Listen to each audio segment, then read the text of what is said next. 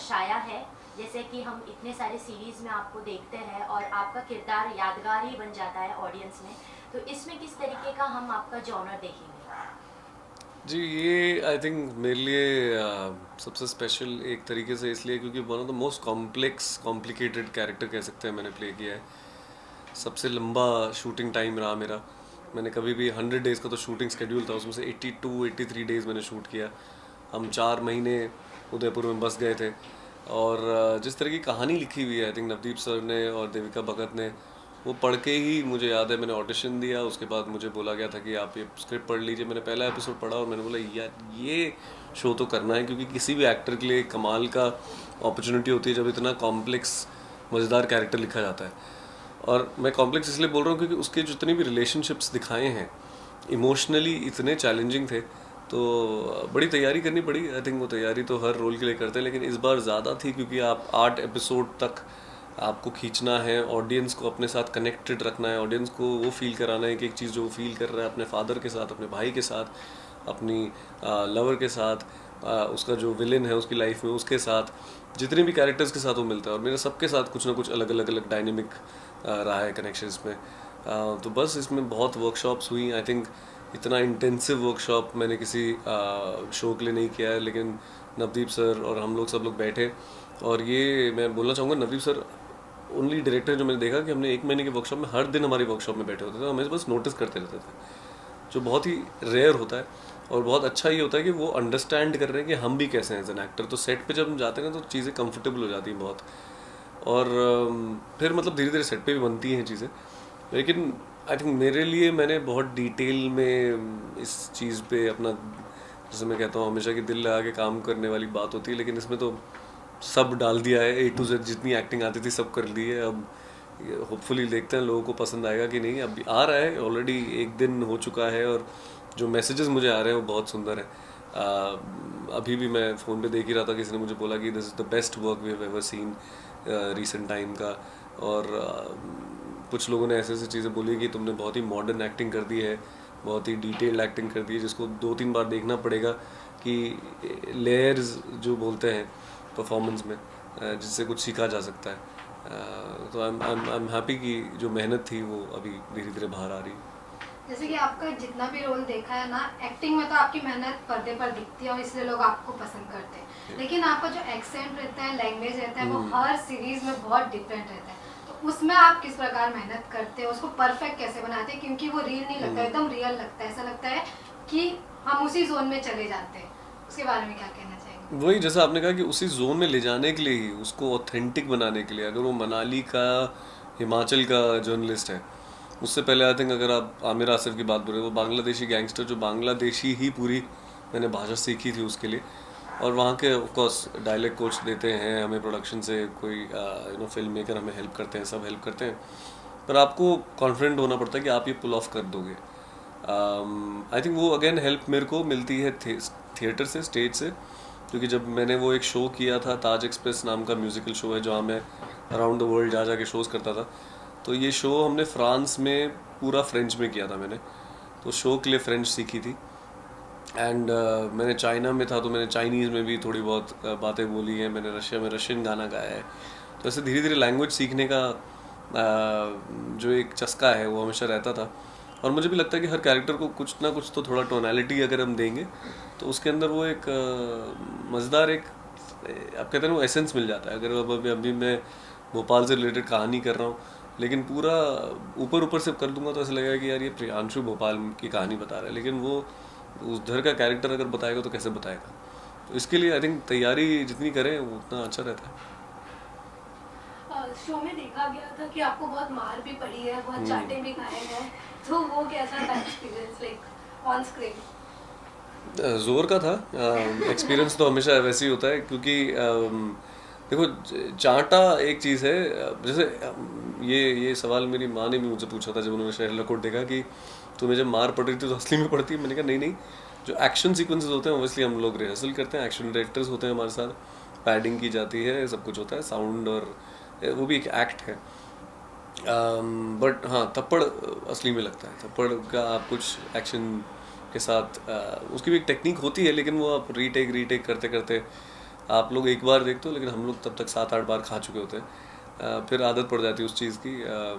मुझे याद है एक सीन में तो इतना हो गया था कि मेरा गाल पूरा लाल हो गया था, मेकअप से बार बार उसको कवर करना पड़ता था, उस लाल हाथ के मार्क्स थे।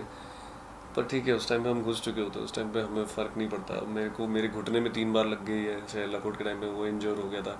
कुबरा ने अपना हाथ तोड़ दिया था शहर लाकोट के टाइम पे, उसकी हड्डी टूट गई थी, वो तो बहुत बड़ा कास्ट लेके घूम रही थी। यही है यार, वो एक्टिंग के प्रोज एंड कॉन्स है, लेकिन आई थिंक एक बार हम घुस जाते हैं तो फिर सोचते हैं कि आप अच्छे से करते हैं। प्रियांशु, जैसे कि हमने देखा है आपने इतने सारे किरदार निभाए, इतने बड़े बड़े एक्टर्स के साथ काम किया है, उनके साथ भी आपका काफ़ी कुछ एक्सपीरियंस अलग होगा या कुछ आप सीखे रहोगे, कुछ गलतियाँ सुधारी होगी। जैसे कि आपने कहा आप एक्टर बनने आए हैं तो वो एक्टर बन के ही जाएंगे। तो ये सवाल मैं पूछना चाहूँगी, what is your strength as an actor? मेरे लिए आई थिंक जो लोगों से मुझे पता चल रहा है, मेरा एक अप्रोच रहा है एक्टिंग करने का, जो लोगों से पता चल रहा है कि मेरे एक तो एक्टिंग में एक्टिंग नहीं दिखती है जो मैं ट्राई करता हूँ, और मुझे भी पसंद नहीं है। जब मैं किसी की परफॉर्मेंस भी देखता हूँ, मुझे अगर उसकी एक्टिंग में एक्टिंग दिख गई, मुझे लगता है फिर वो अपना क्राफ्ट क्यों दिखा रहे हो। मेरा क्राफ्ट मेरे लिए है, मुझे पता है, मुझे वो कहानी में कॉन्सेंट्रेट करना चाहिए। आप कहानी से और आप इतने इन्वॉल्व हो जाने चाहिए कि वो आप भूल ही जाएँ कि आप प्रियांशु को देख रहे हैं। आप उस सिर्फ कैरेक्टर के साथ जुड़े हुए हैं, आप उस कहानी के साथ जुड़े हुए हैं। तो मेरा मेन मकसद है कि कहानी बताना। ये मकसद नहीं है कि मैं अपना को कैमरे में दिखा के स्टाइल मारता रहूँ, वो तो मैं इंस्टाग्राम में भी कर सकता हूँ, वो तो मैं कहीं और पे भी कर सकता हूँ। तो इसलिए लोगों ने बोला कि वो सच्चाई से जिस तरीके से मैं बता रहा हूँ वो लोगों को बहुत पसंद आ रहा है।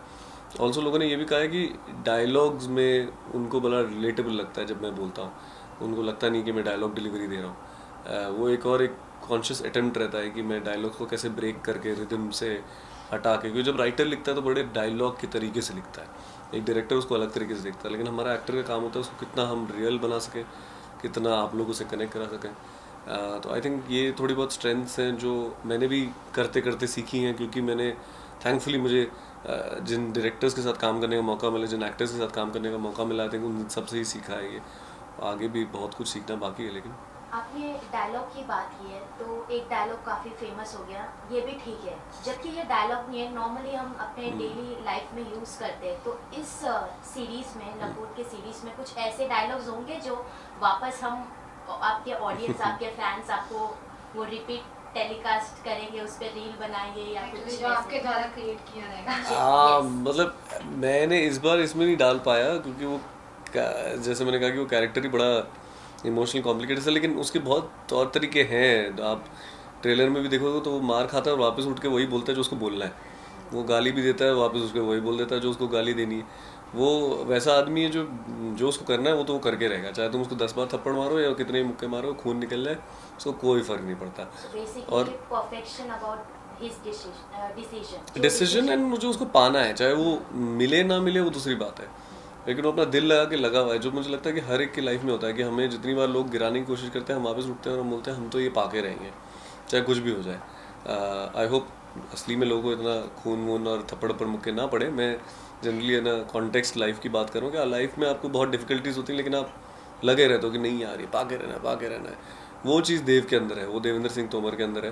पर इसमें एक है छोटा सा, देखते हैं लोगों को आएगा कि नहीं, लेकिन हर जगह जैसे ये भी ठीक है था, यहाँ पे देव का एक तरीका है एक चीज़ बोलने का, वो बस हमेशा सही, हर चीज़ में सही बोल के निकल जाता है। तो जब भी उसको कोई डांटता भी तो हम बोलता है सही, ठीक है, मतलब वो ठीक है की जगह इस बार सही है। तो ये भी आपने कहीं, मतलब आपका कहीं का पर्सनल एक्सपीरियंस था या कि आपने राइटर को बोला कि ये ऐड करना है? ये नहीं, ये स्क्रिप्ट पे था, ये ऑलरेडी स्क्रिप्ट में डाला हुआ था। अब आई डोंट नो उन्होंने मेरे आने के बाद डाला या पहले से था, लेकिन इस स्क्रिप्ट में थोड़ा था। फिर हमने उसको कहाँ डालना है, कहाँ नहीं आना चाहिए, कहाँ आना चाहिए, वो सोचा, फिर हमने किया है उसको। मैंने आपने बहुत रोल प्ले किया, जैसे भावेश जोशी हो गया या फिर सीताराम हो गया या फिर अभी देव का हो गया, कॉप्स का अलग अलग किरदार आपने निभाया। तो लेकिन अब तक आपको क्या एहसास चाहिए कि मुझे ये रोल प्ले करना है, अब तक आपको नहीं मिला है? अभी तो बहुत है ऐसे, तो मतलब ऐसा लगता है कि जितना ज़्यादा आप कर रहे हो और तरह तरह के आप लोगों को देखते हो, आप करते रहते हो। मुझे डेफिनेटली दो लोगों के बीच में, जैसे मैंने कहा, मुझे डेफिनेटली एक मसालेदार रोमांटिक फिल्म तो करनी है। मुझे लगता है मैं रोमांस में भी उतना ही अच्छे से इंटेंसिटी ला पाऊँगा और लोग पसंद करेंगे। तो मुझे रोम कॉम स्पेस में या कुछ कॉमेडी स्पेस में मज़ेदार कुछ करना है। पर हॉरर भी हो सकता है, एक हॉरर कॉमेडी स्त्री जैसे थी जो जैसे राजकुमार ने किया था, या बायोपिक्स हो सकती हैं। बायोपिक्स में एक अलग ही काम होता है, जैसे विक्की करता है, सरदार उधम किया उसने, अभी सैम बहादुर किया। तो ये सब चैलेंजिंग भी हो जाते हैं, तो जितने ज़्यादा चैलेंजेस आते हैं आई थिंक वो और ज़्यादा मज़ेदार लगते हैं। जैसे कि आपने अभी बात किया तो आप 2 मूवी बड़ी मूवी एक साथ रिलीज हुई है।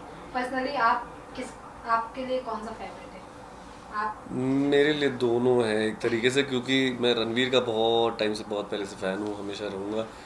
तो एनिमल एक तरह की पिक्चर है जो मैंने ट्रेलर देखते हुए बोला आ रही है तो देखनी है, और मैं आज ही जाने वाला हूँ। ये मेरी टिकट बुक हो रखे हैं, फाइनली मुझे टिकट मिल गया उसके, क्योंकि वरना कहीं टिकट ही नहीं मिल रहे थे एनिमल के। पर सैम बहादुर भी बहुत क्लोज़ है, स्पेशल है, क्योंकि आर्मी बैकग्राउंड से है, मैं आर्मी बैकग्राउंड से हूँ, तो हमें पता है सैम बहादुर, मानेकशॉ कितने बड़े हमारे लिए माने जाते हैं और क्यों इतने इम्पोर्टेंट है। और उसको एक बहुत ही इम्पोर्टेंट दोस्त मेरा विकी कौशल उसको प्रेजेंट कर रहा है। तो जब मैंने विकी को बोला भी था कि जिस तरीके से उसने बारीकी से पकड़ा है वो कैरेक्टर, वो बहुत सुंदर है। तो जैसे कि आपने बोला मुझे रोमांटिक मूवी करना है, तो अगर हम जानना चाहेंगे कि आप कौन सी एक्ट्रेस के साथ रोमांटिक मूवी करना पसंद करेंगे? सबका अलग-अलग फेवरेट होता है। I know but I think अभी इस टाइम पे तो बहुत सारे हैं, ये लोग सभी इतने अच्छे टैलेंटेड हैं कि I really feel like somebody, like मुझे एनर्जी वाइज तो आलिया भट्ट की एनर्जी बहुत पसंद है, तो मैं चाहता हूँ उनके साथ अगर कुछ हो सके। जानवी मुझे बड़ी अभी रिसेंट टाइम्स में, हाँ I think I would say Janvi. Okay Priyanshu, जैसे बॉलीवुड में आप आए हैं तो एक ड्रीम होता है कि इनके साथ, ये डायरेक्टर के साथ हमें काम करना है, कि ये एक्टर्स के साथ काम करना है। तो आपके फेवरेट कौन है जिनके साथ आप स्क्रीन शेयर करना हाँ नहीं, स्क्रीन शेयरिंग के लिए तो मैंने हमेशा से कहा है, मेरा हमेशा फिंगर्स क्रॉस्ड हैं कि मैं अमिताभ बच्चन के साथ एक बार काम कर सकूँ, होपफुली, चाहे वो एक ऐड भी हो या एक सीन करने का मौका भी मिले। अगर बड़ी फिल्म मिल जाए तो और ज़्यादा मज़ा आ जाएगा। फिर जैसे मैंने कहा कि मैं रणबीर कपूर का बहुत बड़ा फ़ैन हूँ, तो मुझे लोग कहते हैं कि मैं भी इंटेंसिटी अच्छी ले आता हूँ। मुझे लगता है रणबीर तो है ही इंटेंसिटी के बादशाह, तो हम दोनों शायद कॉम्प्लीमेंट करेंगे एक दूसरे को अगर स्क्रीन पे एक साथ कुछ कर सकें। आलिया भट्ट, मैंने जैसे कहा कि उनकी एनर्जी बहुत कमाल की लगती है। ऐसे तो बहुत हैं तरह तरह के एक्टर्स। राजकुमार राव मुझे इतने पसंद है कि मैं जब भी मिलता भी हूँ उनसे मन करता है कि एक बार तो काम करें। डायरेक्शन में भी आप राजन डी के ले लीजिए, मणि रत्नम ले लीजिए, मुझे तो श्रीराम राघवन से लेकर अनुराग कश्यप को मैंने बोला हुआ है, उन्होंने बोला हुआ है मेरे साथ काम करना चाहते हैं। तो बहुत सारे डायरेक्टर्स हैं जो बोल रहे हैं कि काम करना चाहते हैं, मैं बस वेट कर रहा हूँ कि कब आएगा उनका ऑफर। जी बिल्कुल, fingers crossed and all the best. Lastly fans को क्या कहना चाहिए, क्योंकि ये सीरीज एक ऐसा है जैसे कि आपने कहा इसमें आपका अब ज़्यादा दिखाए जा रहे हैं और हमें इंटरटेन करने वाले अपने किरदार से, क्या मैसेज देना चाहेंगे फैंस को, ऑडियंस को? ये मैसेज दूंगा कि इस बार भी मैं ये चाह रहा हूँ कि जिस तरीके से आपने मेरे पहले के भी शोज़ देखे हैं, फिल्म्स देखे हैं, उसी तरीके से आप इसको देखिए। उसमें भी मैंने अपने पूरे दिल से, सच्चाई से काम किया है, मेहनत से इसमें अपना दिलो जान जिसे कहते हैं हम, टाइम लगा के बहुत इसको बनाया है। छह लखोट मेरे लिए बहुत स्पेशल है क्योंकि मेरा पहला बड़ा लीडिंग शो है अमेज़ॉन प्राइम के लिए, और मुझे यकीन है कि आपको पसंद आएगा अगर आप आराम से बैठ के देखिए। बहुत लंबे लंबे एपिसोड है, 50-50 मिनट के एक एपिसोड है, लेकिन उसमें इतना कुछ है कैरेक्टर्स के बीच और कहानी में भी, प्लॉट में भी, कि अगर आप लोग के पास टाइम है आप बिंज वॉच मत कीजिए। सब मुझे पता है सबको अगले दिन काम पे जाना होता है, एक एक एपिसोड करके भी देखेंगे तो आपको बड़ा मज़ा आएगा। और मुझे यकीन है कि उस कैरेक्टर के साथ आप कनेक्ट कर पाएंगे, और कुछ नया तो है उसमें जो मैं लेके आया हूँ, और आपको रुलाऊंगा भी, हंसाऊंगा भी, और खुश तो ज़रूर करूँगा। जैसे कि 2023 आपके लिए काफ़ी अच्छा रहा है, back to back web series आए, मूवीज आए। 2024 में क्या कुछ नया आने वाला है, और जो आपका जो सबसे बड़ा प्रोजेक्ट था मिर्ज़ापुर, लोग उसका भी वेट कर रहे हैं, उसके बारे में कुछ अपडेट्स देना चाहेंगे? 2024 आई थिंक कब आएगा वो मुझे को भी नहीं पता है, लेकिन आई थिंक लखोट के बाद नेक्स्ट रिलीज़ वही है मेरा। एंड मिर्ज़ापुर 3 तो one of the main releases जो सब सोच रहे हैं, सब वेट कर रहे हैं उसकी। और उसके बाद ये जो शो मैं अभी फ़िलहाल शूट कर रहा हूँ, पान पर्दा ज़र्दा, जो भी मिर्ज़ापुर के डायरेक्टर के साथ ही है, तो वो भी बहुत ही मज़ेदार शो हम कुछ बना रहे हैं, बहुत ही मसालेदार है, उसमें भी लोगों को बड़ा मज़ा आएगा, बहुत अच्छी कहानी है। Thank you so much. Thank you.